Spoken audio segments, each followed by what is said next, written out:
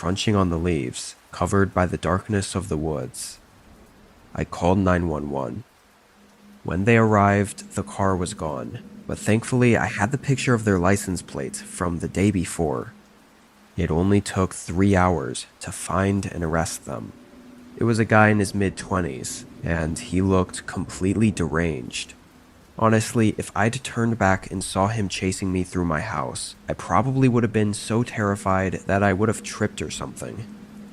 The guy didn't seem to have any real reason for targeting me, but it was extremely evident that he was in fact targeting me.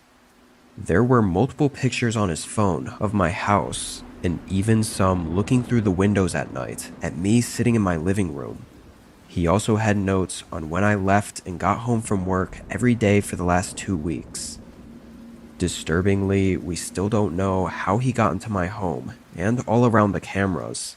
And if he was able to get in unnoticed, there's no way to know if that was the first time he'd broken in.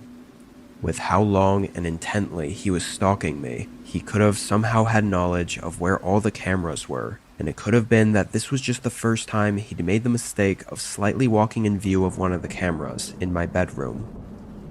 Regardless, I shouldn't have to worry about him for a long time now.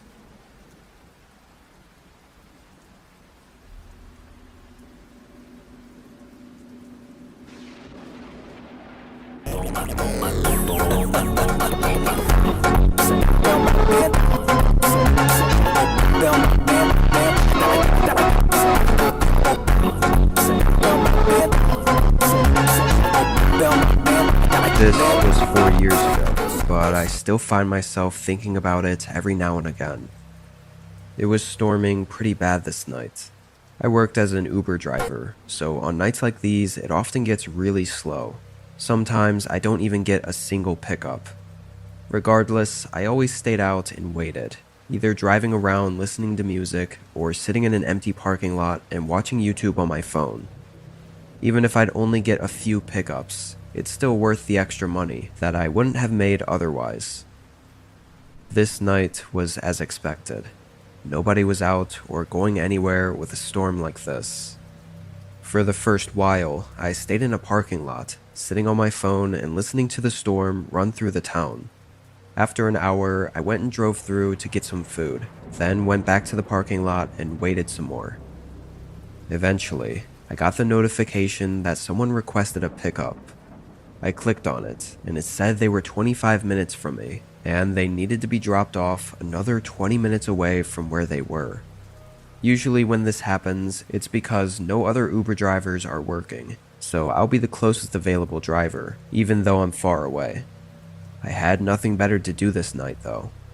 I accepted it and started heading over to them. They had placed the pinpoint location of where to pick them up at. The drive there felt like it took forever. Maybe it was the storm outside, or just the fact that nobody else was on the road. At certain points, I even almost forgot I was going to pick someone up, and it felt more like I was just driving aimlessly. It didn't help that the road it was taking me down was going out in the middle of nowhere. Like, I'm not even sure I've ever been that far in that direction, because nothing was out there. Finally, after just about 35 minutes, I made it to the pinpointed location on the map. It was at the corner of 2 roads, but 2 roads in the middle of literally nothing. Empty fields of trees on either side of me, and more importantly, nobody was there. I confirmed on the app that I'd arrived at the location, then just sat in my car and looked around, wondering what the hell they were doing way out here with a storm overhead. After a minute of looking around, I looked down at my phone again and started texting them to see where they were. Just then, I saw someone in my side mirror coming up behind my car. They opened the door and got in. I had no idea where they even came from. I never saw them on the road, or even out by all the trees. The man was absolutely drenched in rain though, and had a disturbed, almost angry look. "You ordered the Uber," I said, and he responded by stating my first name, which confirmed he was the right guy. I started driving. A few minutes went by, and something about him felt off. First of all, he was sitting in the middle of the back seats, so he was right in view of my mirror every time I looked back. And he also just had this really uneasy vibe, like he was up to something. I really wanted to ask what brought him out here, and why he was out in the pouring rain in the middle of nowhere, but I also didn't want to cause any trouble. As we got further out into what only looked to be even more uninhabited areas, I thought it best to ask and maybe get an answer that would make me feel better. "Hey, so what brings you out here anyway? I mean, with the storm and all," I said in as friendly a manner as possible. I looked at him in the mirror. His eyes darted away from mine. He looked like he was going to say something though, but then he didn't. He completely ignored the conversation and looked really suspicious while doing so. That didn't make me feel good at all. Even worse, the guy seemed to get antsy now, looking around more and keeping an eye on me in the mirror. Having to focus on the road with the rain pouring on the windshield, it was really unnerving not being able to see what he was up to behind me. But then he suddenly spoke. "Drop me off here." Confused, I started to ask if he was sure, but he cut me off, repeating himself. "Drop me off here." He demanded it. Something was clearly wrong, and I wanted no part of it. I did as he said, pulling over to the side of the road. He moved toward the door to leave, but I caught his eyes happen to glance at my phone, which was sitting on the center console with the Uber app open. He put his hand on the door, but hesitated. After a brief pause, he glanced back at my phone, then pulled his own phone out and checked it for something. Somehow, in that moment, I knew exactly what was going through his head. He'd been reminded that the app had his full name and everything, and so whatever he was up to, and that I was clearly suspicious about, would be linked directly back to him. I knew it the second I saw his eyes look at my phone, the realization setting into him. Don't worry. I'll cancel the ride from my end. It won't charge you," I said, hoping to redirect his thoughts and in a way fake that I wasn't suspicious of anything, and that by canceling it, maybe he'd think his info would be deleted or something. He glared at me, his eyes still angry and dead. And after another few seconds of hesitation, he left out the door. He walked out into the storm and was hidden by the fog and rain within seconds. I drove away immediately, before he could change his mind. Even though I had basically no evidence that this guy was up to anything, I still quickly reported his behavior to the police. You just never know. Several days went by, with nothing, until I got a really unfortunate call. Someone went missing that night, last seen near the forest that was just off the road I'd picked the man up from. They called for more information on what happened that night, but after giving them everything I could, they didn't find him or anything else. Unfortunately, with the storm, any tracks or evidence was likely washed away and gone by the time any searches could be made. They never found the missing person or the man I picked up. I was the last known person to encounter him. I think I'm really lucky that I didn't go missing that night as well.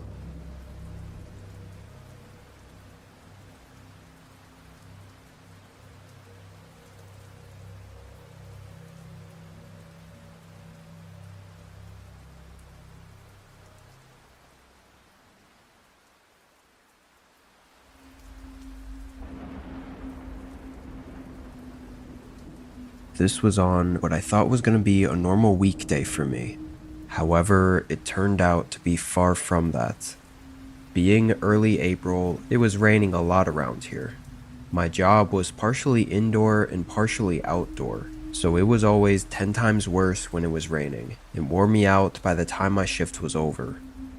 I got off at 6 this day. I drove through the rain 30 minutes to my home, which was nestled away in the rural part of town.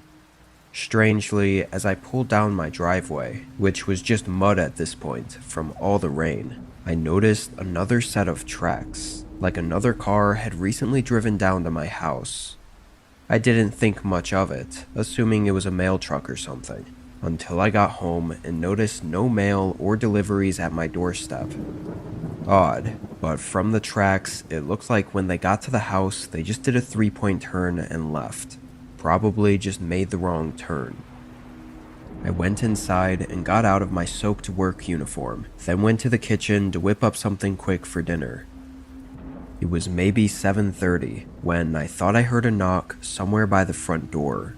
I say thought because it was only a single knock, and it was kind of quiet. Plus, with the rain and all, it was hard to hear. I got up from the living room and walked to the other side of the house to check the front door. When I opened it, I was smacked in the face by rain and wind, and yet nobody was even on my porch. I looked around for a few seconds before shutting the door to save myself from getting drenched. It was probably nothing anyway. I went back to the living room where I was watching a show while scrolling on my phone. Nothing really happened for a while, at least an hour, before I got up from the couch to use the bathroom. When I walked out of the room, though, I noticed something really weird. There was a mark on the floor. It looked like a little bit of dirt or mud, which really stood out because the tile floors were white. I knew I didn't wear my shoes through the house, especially not with them being muddy and wet from outside. Also, I was confused how I didn't notice it before. Where the spot was basically right behind my couch, which faced the other direction because the TV was on the far wall. I grabbed a rag and wiped it up, but still felt really weird about it. It seemed like it was gonna be just one of those things that happens, so I never really understand it, but it's not exactly meaningful in any way, so you just forget about it and move on. Thing is, it did cross my mind that maybe it was someone else, but it felt more like me just scaring myself over nothing. I used the bathroom, then went back to the couch. I'd be lying if I said I just forgot about it, though. This felt different, like I had a bad gut feeling about it. I couldn't help but constantly check over my shoulder, sensing that I was being watched, like that feeling you get after watching a horror movie. With the couch set up the way it was, the whole bottom floor of the house was behind me, which kind of felt unsettling now. It got to the point where I was so uncomfortable that I had to turn the TV off and go upstairs to my bedroom. At least in there, I could be in my bed backed up against a wall without the feeling that something was behind me. I had a small TV in there as well, so I just continued with my night the same as I was. 20 or so minutes passed, and feeling more comfortable in my room, I was just starting to forget about everything, when I suddenly heard something from outside my bedroom door. I'm not sure what exactly it sounded like. It was just a muted thump, maybe a footstep, or something hitting the wall. I didn't know, but it was enough to make me instantly feel unsettled again. I got out of bed and walked up to the door. I put my ear against it and listened. I didn't hear anything. I stood in place for a moment while I gathered up the courage to open the door, telling myself I had to make sure nothing was going on. I opened the door and looked down the hallway. It was empty and quiet. I knew if I wanted any kind of a peaceful night, I'd have to check around the house as well. The only other room upstairs was the spare bedroom, which was a rarely used library/office space. I started to walk over, when out of nowhere, the TV downstairs turned on, and I could suddenly hear the show I'd been watching being played at full volume. My heart burned in my chest from the fear that just shot through me. I sprinted down the hallway and ran downstairs. The whole floor was dark, except for the TV light, flickering and flashing on the walls. I turned the corner into the living room, unsure what to expect. But nobody was in there. I carefully and cautiously walked up to the TV, scanning the whole room as I did, and used the button on the back to turn it off. Was this somehow just the TV glitching, or was something actually going on? All the random things that had happened that night all just kind of added up. I grabbed a knife from the kitchen and began clearing every area of the house. I should have called the cops right then and there, but honestly in the moment, it didn't seem like it would be much of a help if someone was there, because they wouldn't make it for another 10 or 15 minutes anyway.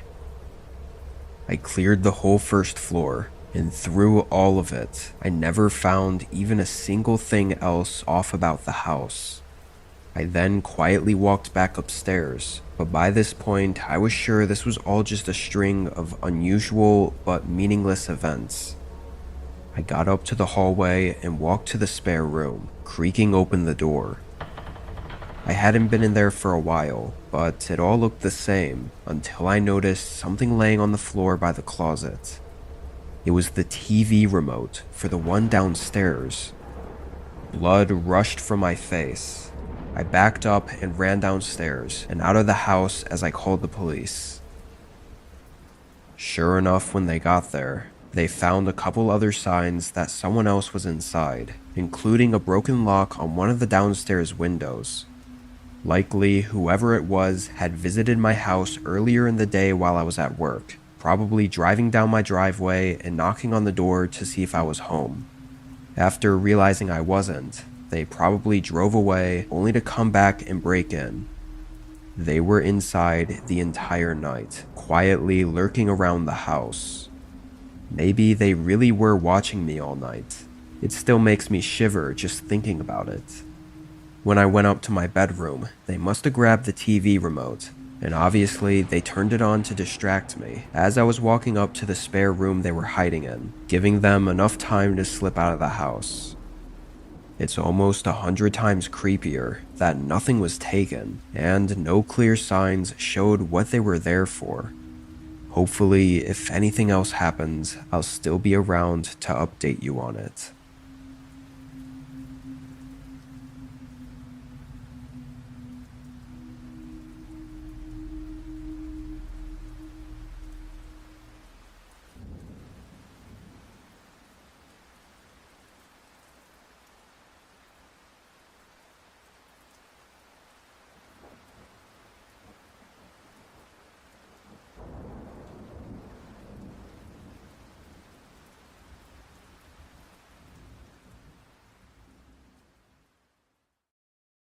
Play your way at Mardi Gras International Flavors of Carnival at Universal Orlando Resort, February 7th to April 4th. Play catch with some beads, enjoy live concerts on select nights, and more. Get details at universalorlando.com.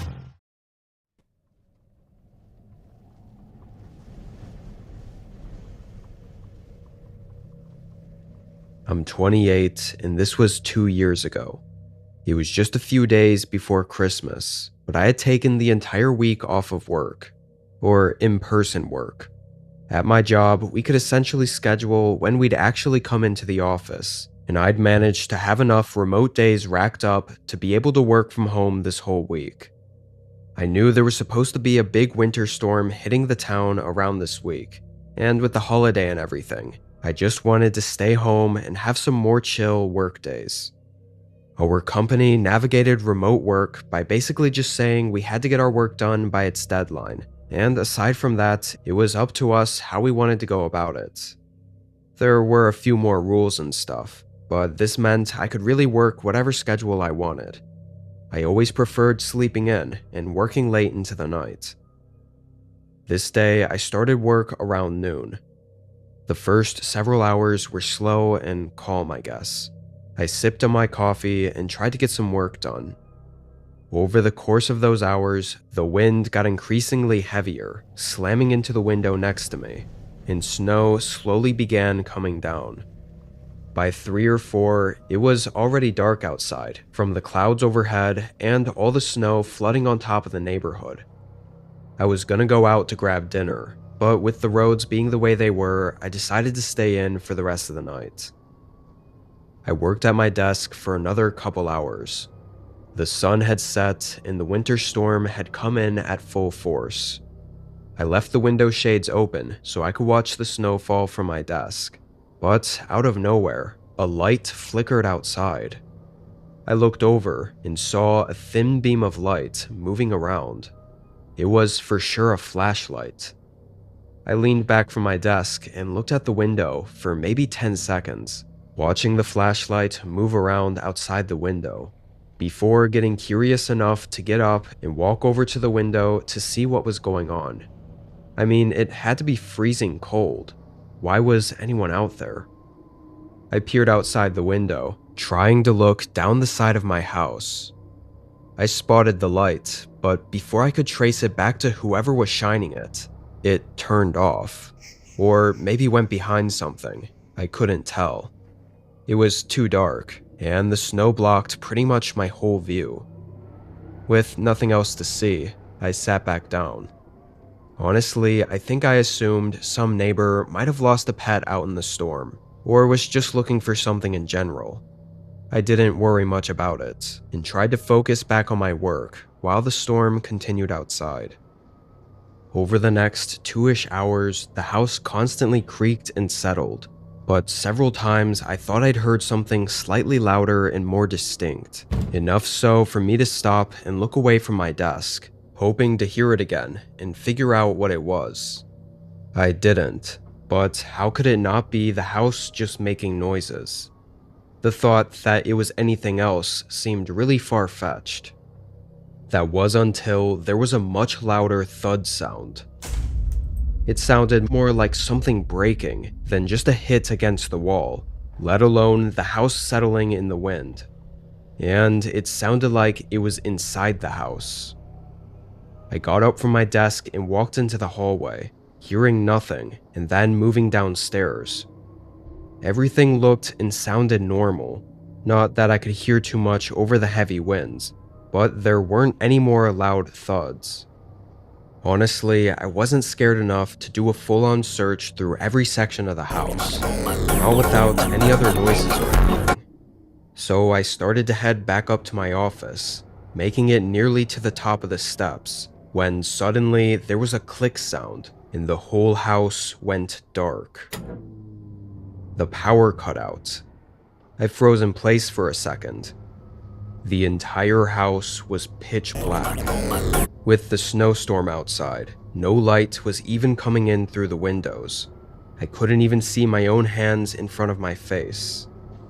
I thought the storm had to have messed with the power, or maybe tripped the breaker. I began slowly moving back down the stairs, feeling for every step as I carefully and blindly made my way down to the lower hallway. The basement door, which led to the breaker box, was at the far end of this hallway, so I started following the wall, tracing my hand against it to keep myself going the right way. When I started to hear something, I stopped walking. It was something moving, sort of muffled, and from behind the basement door. It got closer and closer, until suddenly there was the quiet creak of the basement door opening. I could feel my eyes get wider as I stared down the darkness-filled hallway. I took one step back and quietly slipped through the open bathroom door that was right next to me. I still couldn't see, and I felt like closing the door would give me away, so I left it open. Slow, quiet footsteps began walking down the hallway. I was holding my breath, trying not to make a sound. The footsteps came closer and closer, until I felt they were just outside the bathroom I was in. Then the footsteps passed right by the open doorway. I never even saw them, walking just 2 or 3 feet from me. That's how incredibly dark it was. The footsteps continued to slowly move through the hallway until they reached the stairs, and from then on, it was carpet, so I couldn't hear anything at all. Suddenly, the sound of the snowstorm outside took over my hearing again, almost feeling amplified by the emptiness inside the home. The person could have stopped walking and still been standing right at the bottom of the stairs, but I took the chance that they most likely continued upstairs, and I decided to make a run for it. I left the bathroom and blindly moved to the other side of the home, sticking my hands out to try not to slam into a wall. I made it to the garage door, grabbed my keys, and left out the side door to get into my car in the driveway. I drove away and used the SOS device in my car to get in contact with the police. No surprise, the person was gone when they got there. From what the cops could find, after breaking in and turning off the power, whoever it was had essentially went straight upstairs and into the office, then to the bedroom, and nowhere else. Which meant this person was definitely there looking for me. What's really unsettling is the person most likely knew me and knew the layout of my house enough to walk perfectly straight through it in the dark and to go straight upstairs to my office where they knew I'd be.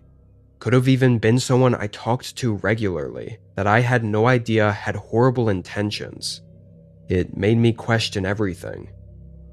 I moved away, having paranoia about essentially every coworker or friend that I wasn't super close with. Since moving, I haven't had anything happen. Hopefully, I don't ever have any updates to give, but if something else happens, I'll let you know.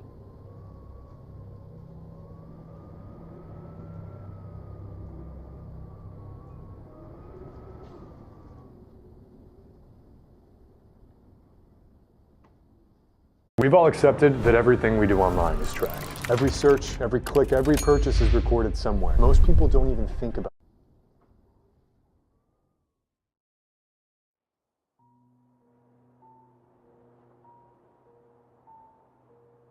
I've been driving since early morning, trying to make it from Minneapolis to my sister's place in Montana before the weekend. It was supposed to be a quick winter trip. Just me, my old but trusty Subaru, and some crappy gas station coffee. Everything was fine until the snow started falling once I got a little further north, and into the more isolated parts of the highway. It wasn't too bad to start, just some light snowfall here and there, but it ramped up pretty quick around the time the sun went down. It became almost a wall of white that even my headlights were having trouble cutting through. After an hour of this, the road was fully covered in snow, to the point where it was really hard to tell if I was even staying on the road. With how stressful it was, I told myself I'd pull off at whatever the next place was, so I could wait out the blizzard. Once I decided that, I think it was 15 minutes later that I barely saw a light on the side of the road. It was snowing so hard I couldn't even read what it was before turning in. The parking lot was small, but had 3 cars in it. One noticeably buried in the snow, and the other 2 looked like they'd pulled in not long before me. I parked, and from there I could see from the shape and look of the building that it was some kind of roadside cafe. I was hoping for a motel, but figured if I was going to be stuck waiting here anyway, I might as well head in and grab some more coffee. I got out and walked through the blizzard. I hurried inside, nearly freezing already. This definitely wasn't the kind of place I was used to, or ever been to before, being a city person, so I felt very out of place. It was a very small, old-fashioned cafe with a bar near the front. 2 men were sitting there with coffee, and 1 woman working behind the counter. When I opened the door, though, it was very quiet inside. None of them were talking or anything. However, they all looked over at me and greeted me right away. Felt like I walked in during an awkward silence or something. I thought I was just overthinking it though. I sat next to the men. Turned out both the guys had the same idea as me, pulling in to escape the blizzard. I ordered a coffee from the woman working there and took the mug over to a seat by the front window, watching the snow continue coming down outside and covering our cars. I also had a weird feeling about one of the men over at the bar. He was older, maybe 50, and the best way I could describe him is that he looked half dead. I don't know if it was from the weather or boredom, or if he was just having a bad day. Strangely, after I left and sat at the window, all the conversation stopped again, and the place was quiet, just like it had been when I first walked in. We all sort of sat there in silence for a few minutes, before suddenly one of the men got up and said something about trying to reach his nearby cabin before the roads get closed. Nobody else said anything. I watched him through the window, walking out to his car and getting in. He sat inside there for a minute, probably waiting for it to warm up. Then the other guy also got up, and without saying anything, left the cafe.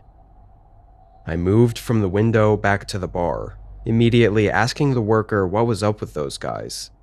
She shrugged, saying they pulled in around the same time, and looked like they were arguing in the parking lot before coming inside. From there, they didn't say much of anything.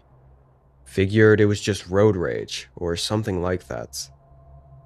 I stayed at the bar for a while, talking to her about the blizzard, and just a bunch of small talk. Over those 30 minutes, nobody else walked into the cafe. Eventually, I made my way back to the window to check on the snow and see if it had settled a bit. That's when I saw both of the men's cars still there. However, neither of them were inside the cars or outside the cars. They were just gone. This immediately sent a chill through me because it had been a while since they left the building. No way they were out in the blizzard for that long. I went over to the front door for a closer look, then decided to take a few steps out and look around. The sharp cold instantly hit my face, and the snow, while not as bad as before, still made it difficult to see. Aside from the harsh winds, it was quiet out there. No signs of either of the men. It actually gave me a really uneasy feeling, to the point where I wanted to leave. I dragged my legs through the snow to my car. Plan was to turn it on and let it warm up while I waited back inside before leaving. But it wouldn't start. Not like it was struggling to start, though. It wouldn't even turn on in the slightest, or make any sounds when I turned the key. It had only been maybe 40 minutes since I'd arrived at the cafe, and my car hadn't had a single issue before this night. My gut knew one of the men had something to do with this. I know maybe at this point that sounds crazy, like I was being over-skeptical from the jump, but I just knew it somehow. And then, as I sat in the seat, still trying to get it to turn on, I was heading back toward the cars. I quickly got out and rushed inside, turning the lock on the front door. The woman asked me why I did that, and what was going on, to which I quickly explained and told her to call 911. She seemed unsure, but did it anyway. A minute later, the man showed up at the door. He tried to walk in, pressing on the door. When he realized it was locked, he made eye contact with me through the glass and banged on the door. His eyes were bloodshot, and his face was pale, but he still had that half-dead look. Through our eye contact, and the door being locked, I think he knew that I was onto him, or whatever the hell it was that was going on. He didn't stay more than 10 seconds before running to his car. When the cops made it, only 3 cars were in the parking lot. Mine, the woman's, and the other man's. The creepy guy made it out. Unfortunately, this night didn't end on the typical got away before anything happened. The officers followed some faint tracks in the snow into the woods behind the cafe, and found the body of the other guy. None of his things were missing, though. It looked like it was just an act of violence. And just as disturbing, his car wouldn't start either. They found that it had the exact same issue that my car had, which was the ignition line being deliberately cut. So with all that info found out, the story pretty much told itself. When both men pulled in that night, at some point the creepy guy cut the line to prevent him from leaving. Then he just waited for him to head back outside, where he then followed him out, and of course, with the car not turning on and there being no escape, he was either dragged into the woods or had tried running away. Regardless, it all ended the same. And with the heavy winds from the blizzard, me and the woman inside had no clue any of it was going on, just 20 feet outside the front doors. But at some point during the 30 minutes before I noticed anything, the man had also cut the line on my car, which likely means he had the same plans for me that night. I was able to make it safely to my sister's place, but aside from a few phone calls to check in on me, I never heard anything about the man being found. Don't think I'll be going on any road trips around winter again though. And thinking about the image of that man walking out of the woods through the blizzard toward me, now knowing what he truly intended, still gets my heart racing.